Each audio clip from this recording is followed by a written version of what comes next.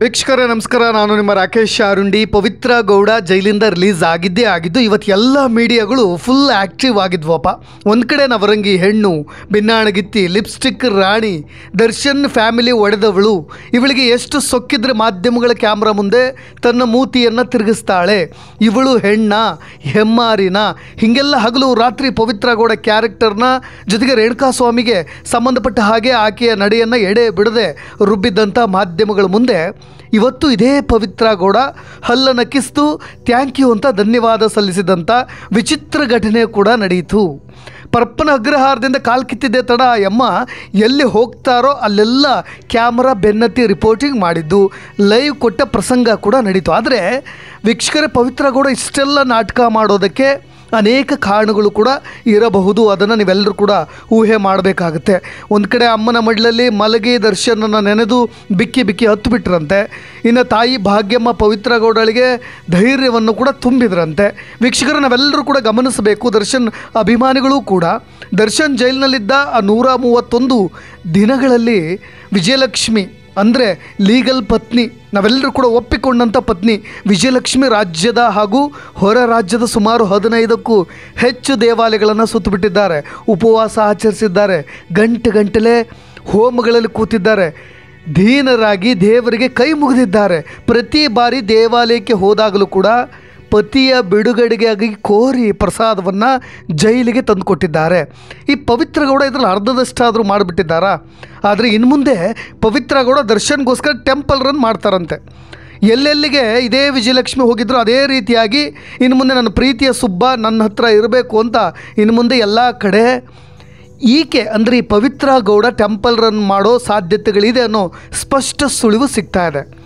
ವಿಜಯಲಕ್ಷ್ಮಿ ಕೊಲ್ಲೂರಿನ ಮೂಕಾಂಬಿಕಾ ದೇವಾಲಯಕ್ಕೆ ಹೋಗಿದ್ದರು, ಮಂತ್ರಾಲಯಕ್ಕೂ ಹೋಗಿದ್ದರು ಪಾಪ ತಾಯಿ, ಅಸ್ಸಾಂನ ಕಾಮಾಖ್ಯ ಟೆಂಪಲ್ಗೂ ಹೋಗಿದ್ದರು, ಬೆಂಗಳೂರಿನ ಬಂಡೆ ಮಹಾಕಾಳಿ ದೇವಾಲಯ, ಚಾಮುಂಡೇಶ್ವರಿ ದೇವಾಲಯ, ಒಂದು ದೇವಸ್ಥಾನ ಬಿಡದ 15ಕ್ಕೂ ಹೆಚ್ಚು ಪ್ರಖ್ಯಾತ ದೇವಸ್ಥಾನಗಳನ್ನು ಸುತ್ತುವರೆದು ಜೊತೆಗೆ ತನ್ನ ಪ್ರೀತಿಯ ಗಂಡ ತನ್ನ ಹತ್ರ ಉಳಿಬೇಕು ಅಂದರೆ ತಾಳಿ ಕಟ್ಟಿದ ಹೆಂಡತಿ ಗಂಡನನ್ನು ಉಳಿಸ್ಕೊಳ್ಳೋದಕ್ಕೆ ಹೋರಾಟ ಮಾಡಿದ ರೀತಿ ಇದು. ಆದರೆ ಇತ್ತ ಜೈಲಿಂದ ವಾಪಸ್ಸಾಗಿರೋ ಪವಿತ್ರ ಗೌಡ ಪ್ರೀತಿಯ ಸುಬ್ಬ ದೂರ ಆಗಬಾರ್ದು ಅಂತ ಟೆಂಪಲ್ ರನ್ ಮಾಡ್ತಾ ಇದ್ದಾರೆ. ಅಭಿಮಾನಿಗಳ ಅರ್ಚನೆ ಮಾಡಿದ್ರೆ ತಪ್ಪೇನಿಲ್ಲ, ಕುಟುಂಬದವರು ಅರ್ಚನೆ ಮಾಡಿದ್ರೆ ತಪ್ಪೇನಿಲ್ಲ. ಆದರೆ ಈ ಪವಿತ್ರ ಗೌಡ ಯಾರು, ಸ್ನೇಹಿತೆ ಅನ್ನೋದಕ್ಕೆ ಆ ಫೋಟೋಗಳು ಬೇರೆ ಕಥೆಯೇ ಹೇಳ್ತಾ ಇದ್ದೇವಲ್ಲ. ಇದರ ಜೊತೆಗೆ ಪತ್ನಿ ವಿಜಯಲಕ್ಷ್ಮಿಗೂ ಕೂಡ ಈ ಸ್ನೇಹಕ್ಕೆ ಸಮ್ಮತಿನೂ ಕೂಡ ಇಲ್ವಾ ಅನ್ನೋದು ನಿಮ್ಗೆಲ್ರಿಗೂ ಕೂಡ ಗೊತ್ತೇ ಇದೆ. ಇನ್ನು ಮುಂದೆ ಅಸಲಿ ಆಟ ಶುರುವಾಗುತ್ತೆ. ಒಂದು ಕಡೆ ವಿಜಯಲಕ್ಷ್ಮಿಗೂ ಪವಿತ್ರ ಗೌಡಗೂ ಮತ್ತೆ ಫೈಟ್ ಶುರುವಾಗೋ ಚಾನ್ಸಸ್ ಕೂಡ ಇದೆ. ಅದಕ್ಕೆ ಒಂದು ಕಿಡಿಯನ್ನು ಕೂಡ ಈಗಾಗಲೇ ಪವಿತ್ರ ಗೌಡ ಹಚ್ಚಿಬಿಟ್ಟಿದ್ದಾರೆ. ಈ ಹಿಂದೆಯೂ ಕೂಡ ಎಲ್ಲಿ ಪವಿತ್ರ ಗೌಡ ದರ್ಶನ್ ಅವರ ಹೆಸರು ತೆಗೆದುಕೊಂಡಾಗಲೆಲ್ಲ ಇನ್ಸ್ಟಾಗ್ರಾಮ್ ವಾರ್ ಆಗಿದ್ದನ್ನು ನಾವೆಲ್ಲರೂ ಕೂಡ ಗಮನಿಸಿದ್ದೀವಿ. ಇನ್ನು ಮುಂದೆ ಅಸಲಿ ಆಟ ಶುರುವಾಗುತ್ತೆ. ದರ್ಶನ್ ಅವರಿಗೆ ಇಲ್ಲಿಯವರೆಗಿನ ಕಂಟಕ ಬಗೆಹರಿದಿದ್ದನ್ನು ನಾವೆಲ್ಲರೂ ಕೂಡ ಕಂಡಿದ್ದೀವಿ, ಅದರಿಂದ ಮುಕ್ತರಾಗಬೇಕು ಅನ್ನೋದಷ್ಟೇ ನಮ್ಮ ಅಭಿಪ್ರಾಯವೂ ಕೂಡ. ಆದರೆ ಇನ್ನು ಮುಂದೆ ಬೇರೆ ಥರದೇ ಆಟ, ಇವೆಲ್ಲವನ್ನು ಕೂಡ ಸಂಭಾಳಿಸಬೇಕು, ನಿಭಾಯಿಸಬೇಕು. ಅದಕ್ಕೆಲ್ಲದಕ್ಕೂ ಕೂಡ ಈ ಕೀ ಸ್ಟಾರ್ಟ್ ಅಂತಾರಲ್ಲ, ಆ ರೀತಿಯ ಕಿಕ್ ಸ್ಟಾರ್ಟನ್ನು ಪವಿತ್ರ ಗೌಡ ದೇವಸ್ಥಾನದಲ್ಲಿ ಕೊಟ್ಟುಬಿಟ್ರು. ಒಂದು ಕಡೆ ನಾನೇ ಹೆಂಡ್ತಿ ಅಂತ ಒಂದು ಕಡೆ ವಿಜಯಲಕ್ಷ್ಮಿ, ಇನ್ನು ಪವಿತ್ರ ಗೌಡಳನ್ನು ಯಾವ ಅಧಿಕಾರದ ಮೇಲೆ ನೀವು ಹೆಂಡ್ತಿ ಅಂತ ಕರಿತೀರಿ ಅಂತ ದರ್ಶನ್ ಅವರ ಪತ್ನಿ ಕಮಿಷನರ್ಗೂ ಕೂಡ ಕೌಂಟ್ರ್ ಕೊಟ್ಟಿದ್ದನ್ನು ನೀವು ಗಮನಿಸ್ಬೋದು. ಇದಾದ ಮೇಲೆ ಇದೇ ಬಳ್ಳಾರಿ ಜೈಲಲ್ಲಿದ್ದಾಗಲೂ ಪರಪ್ಪನ ಅಗ್ರಹಾರದಲ್ಲಿದ್ದಾಗಲೂ ಕೂಡ ದರ್ಶನ್ಗೆ ಹಣ್ಣು, ದ್ರಾಕ್ಷಿ, ಖರ್ಜೂರ, ಬಾದಾಮಿ, ಪಿಸ್ತಾ ಹೀಗೆ ಟೈಮ್ ಟು ಟೈಮ್ ಸಪ್ಲೈ ಮಾಡ್ತಿದ್ದಂಥ ಈ ಲೀಗಲ್ ಪತ್ನಿ ವಿಜಯಲಕ್ಷ್ಮಿ ಅವರಿಗೆ ಇದೀಗ ಮತ್ತೊಂದು ಆತಂಕ ಶುರುವಾಗಿರೋದಂತೂ ಪಕ್ಕ. ಇದು ಇಲ್ಲಿಗೆ ಮುಗಿಯೋ ಕತೆ ಅಲ್ವೇ ಅಲ್ಲ ಅಂತ ಅನ್ನಿಸ್ತಾ ಇದೆ. ದರ್ಶನ್ಗೆ ಇತ್ತ ದರಿ ಅತ್ತ ಪುಲಿ ಅಂತ, ಇವತ್ತು ಇವಳು ಇರ್ತಾಳೆ, ನಾಳೆ ಅವಳು ಇರ್ತಾಳೆ, ಇವರಿಗೋಸ್ಕರ ನಾನು ಯಾಕೆ ತಲೆ ಕೆಡಿಸ್ಕೋಬೇಕು ಅಂತ ಇದೇ ಪ್ರೀತಿಯ ಗೆಳತಿ ಪವಿತ್ರ ಗೌಡಗೋಸ್ಕರ ರೇಣುಕಾಸ್ವಾಮಿನ ಶೆಡ್ಡಿಗೆ ಕರೆಸಿದ್ದಂಥ ದರ್ಶನ್ಗೆ ಎಂಥ ಅವಾಂತರಗಳು ಸೃಷ್ಟಿಯಾಯಿತು ಅನ್ನೋದು ನಿಮಗೆಲ್ರಿಗೂ ಕೂಡ ಗೊತ್ತು. ಆದರೆ ವೇದಿಕೆಯ ಮೇಲೆ ಇವತ್ತು ಇವಳು ಇರ್ತಾಳೆ, ನಾಳೆ ಅವಳು ಇರ್ತಾಳೆ ಅಂತ ಸುಲಭವಾಗಿ ಹೇಳೋ ಸಾಧ್ಯತೆಗಳು ಇಲ್ಲವೇ ಇಲ್ಲ. ಯಾಕೆಂದರೆ ಈಗಾಗಲೇ ರಿಲೀಸ್ ಆಗಿ ಬಂದಿರತಕ್ಕಂಥ ಪವಿತ್ರ ಗೌಡ ನೇರವಾಗಿ ದರ್ಶನನ್ನು ಸಂಪರ್ಕ ಮಾಡೋ ಎಲ್ಲ ಸೂಚನೆಗಳನ್ನು ಕೂಡ ಈಗಾಗಲೇ ಕೊಟ್ಟುಬಿಟ್ಟು ಆಗಿಬಿಟ್ಟಿದೆ. ಇಲ್ಲದಿದ್ದರೆ ಮಾಧ್ಯಮಗಳ ಮುಂದೆ ಆಕೆ ನೇರವಾಗಿ ದರ್ಶನ್ ಹೆಸರನ್ನು ತೆಗೆದುಕೊಳ್ತಾನೇ ಇರಲಿಲ್ಲ. ಪವಿತ್ರ ಅನ್ನೋ ಹೆಣ್ಣು ಇದೆಯಲ್ಲ, ಅದು ಮಾಯಾಂಗಿನಿ ಅಂತಲೂ ಕೂಡ ಭಾಳ ಜನ ಆರೋಪ ಮಾಡ್ತಾರೆ. ನಾನು ಕಮೆಂಟ್ ಬಾಕ್ಸ್ನಲ್ಲಿ ನೋಡ್ತಾ ಇದ್ದರೆ ಅದನ್ನು ಓದಲಿಕ್ಕೆ ಸಾಧ್ಯವೇ ಇಲ್ಲ. ಒಂದು ಹೆಣ್ಣಿನ ಸೆಳೆತಕ್ಕೆ ಸೆರೆ ಸಿಕ್ಕರೆ ಅದರಿಂದ ಹೊರ ಬರೋದು ಎಷ್ಟು ಕಷ್ಟ ಅನ್ನೋದನ್ನು ಇಲ್ಲಿ ಇದೇ ಪವಿತ್ರ ಗೌಡ ಮತ್ತೆ ಮತ್ತೆ ಪ್ರೂವ್ ಮಾಡ್ತಾ ಇರೋದು. ಅದು ಮೇಲ್ನೋಟಕ್ಕೂ ಕೂಡ ಗೊತ್ತಾಗ್ತಾ ಇದೆ. ವೀಕ್ಷಕರೇ, ನಿಮ್ಮ ಅಭಿಪ್ರಾಯವೇನು ಸಂಪೂರ್ಣವಾಗಿ ತಿಳಿಸಿ. ದರ್ಶನ್ ಅಭಿಮಾನಿಗಳಾಗಿದ್ದರೂ ಅಷ್ಟೇ ಅಥವಾ ಬೇರೆಯವರಾಗಿದ್ದರೂ ಅಷ್ಟೇ, ಇದರಿಂದ ದರ್ಶನ್ ಯಾವ ರೀತಿಯಾಗಿ ಸುಲಭವಾಗಿ ಹೊರ ಬರ್ಬೋದು ಅಂತ. ಇವತ್ತು ಪವಿತ್ರ ಗೌಡ ಪ್ರದಕ್ಷಿಣೆ ಹಾಕಿದ್ದೇನು, ತೀರ್ಥ ಸ್ನಾನ ಮಾಡಿದ್ದೇನು, ಪಾಪ ಪುಣ್ಯ ಎಲ್ಲದರಿಂದ ಮುಕ್ತಿ ಪಡಿಲಿಕ್ಕೋ ಮೋಕ್ಷ ಪಡಿಲಿಕ್ಕೋ ಅದೇನೋ ಗೊತ್ತಿಲ್ಲ.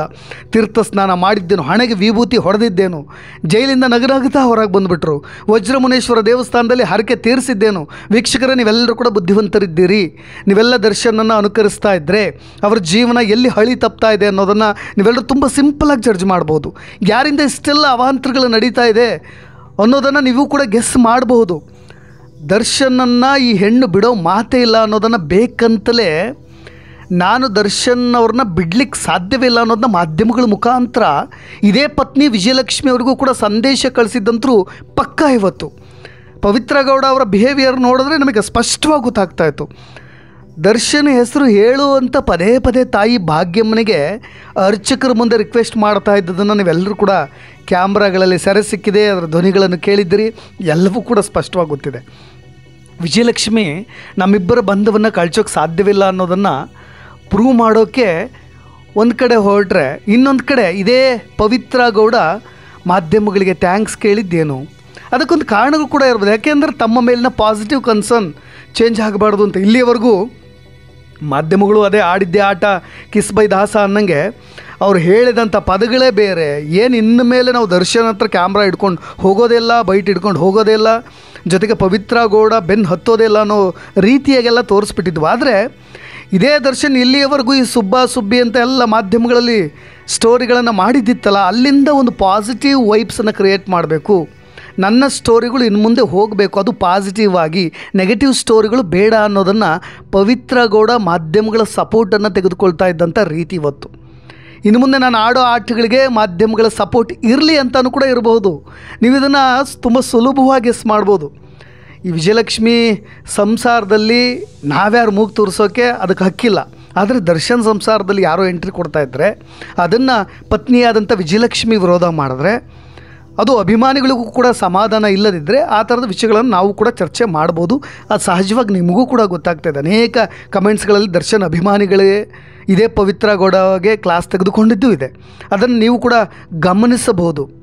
ಆದರೆ ದರ್ಶನ್ ಇದನ್ನೆಲ್ಲವನ್ನೂ ಕೂಡ ಒಪ್ಪಿಕೊಂಡ್ರೆ, ಅಂದರೆ ಈ ಗೆಳತಿ ಅಥವಾ ಪ್ರೇಯಸಿನೋ ಏನೋ ನೀವು ನಿರ್ಧಾರ ಮಾಡಿ, ಅಥವಾ ಹೆಂಡತಿ, ಈ ಸಂಸಾರವೇ ಎಲ್ಲವನ್ನೂ ಕೂಡ ಒಪ್ಕೊಂಡು ಮುಂದೆ ಸಾಗೋದಾದರೆ ಅದಕ್ಕೆ ನಮ್ಮದೇನೂ ಅಭ್ಯಂತರವಿಲ್ಲ. ಆದರೆ ಪವಿತ್ರ ಗೌಡ ಅಂತೂ ನೇರವಾಗಿ ಒಂದು ಮೆಸೇಜ್ ಅಂತೂ ಕೊಟ್ಟುಬಿಟ್ಟಿದ್ದಾರೆ. ಇನ್ನು ಮುಂದೆ ಇದನ್ನು ಸಹಿಸ್ಕೊಂಡು ಒಂದು ಕಡೆ ವಿಜಯಲಕ್ಷ್ಮಿನೂ ಕೂರ್ಲಿಕ್ಕೆ ಆಗೋದಿಲ್ಲ, ರಿಯಾಕ್ಟ್ ಮಾಡಲೇಬೇಕಾಗತ್ತೆ. ಇನ್ನೊಂದು ಕಡೆ ಪವಿತ್ರ ಗೌಡ ವಿಜಯಲಕ್ಷ್ಮಿ ದರ್ಶನ್ ಒಟ್ಟೊಟ್ಟಿಗೆ ಇರೋದನ್ನು ಅಥವಾ ಅವರು ಆನಂದಮಯವಾಗಿರೋದನ್ನು ಅಥವಾ ಆಸ್ಪತ್ರೆಯಿಂದ ಡಿಸ್ಚಾರ್ಜ್ ಆಗಿ ಮನೆಗೆ ಬರೋದನ್ನು ಅವರು ಕೂಡ ಸುಮ್ಮನೆ ಕಣ್ಣು ಕಟ್ಕೊಂಡು ಅಥವಾ ಕಣ್ಣು ಮುಚ್ಕೊಂಡು ನೋಡಿಕೊಂಡು ಅವರಿಗೂ ಕೂಡ ಇರಲಿಕ್ಕೆ ಸಾಧ್ಯವೇ ಇಲ್ಲ. ಇದು ಒಂದು ರೀತಿಯಾಗಿ ಉರಿಯೋ ಬೆಂಕಿಗೆ ತುಪ್ಪ ಸುರಿದ ರೀತಿ. ಇಲ್ಲಿ ಇವರು ಒಟ್ಟಿಗಿದ್ದರೆ ಮತ್ತೆ ತುಪ್ಪ ಸುರಿದ ಹಾಗೆ ಬೆಂಕಿಗೆ, ಇನ್ನು ಇವರು ಒಟ್ಟಿಗಿದ್ದರೆ ಮತ್ತೆ ತುಪ್ಪ ಸುರಿದಾಗ ಅದು ಯಾವತ್ತು ಬೇಕಾದರೂ ಹೊತ್ತಿ ಉರಿಯಬಹುದು. ಮತ್ತು ಇನ್ನೊಂದು ರೀತಿಯಾದಂಥ ಅವಾಂತರಕ್ಕೂ ಕೂಡ ಕಾರಣ ಆಗಬಹುದು. ನೋಡೋಣ, ಇವರೆಲ್ಲ ಆಟ, ದೊಂಬರಾಟ, ಬಯಲಾಟ ಎಲ್ಲವನ್ನು ಕೂಡ ನೋಡ್ತಾ ಇರ್ತಕ್ಕಂಥ ವೀಕ್ಷಕರು, ನಿಮ್ಮ ಅಭಿಪ್ರಾಯಗಳು ಕೂಡ ಇಂಪಾರ್ಟೆಂಟ್ ಆಗುತ್ತೆ. ಅದನ್ನು ಕೂಡ ಕಮೆಂಟ್ ಬಾಕ್ಸ್ನಲ್ಲಿ ತಿಳಿಸಿ ಅಂತ ಹೇಳ್ತಾ, ಇದೇ ರೀತಿಯಾದಂಥ ಇನ್ನಷ್ಟು ಸುದ್ದಿಗಳೊಂದಿಗೆ ಮತ್ತೆ ಬರ್ತೀನಿ. ನಾನು ರಾಕೇಶ್ ಆರುಂಡಿ, ಧನ್ಯವಾದ.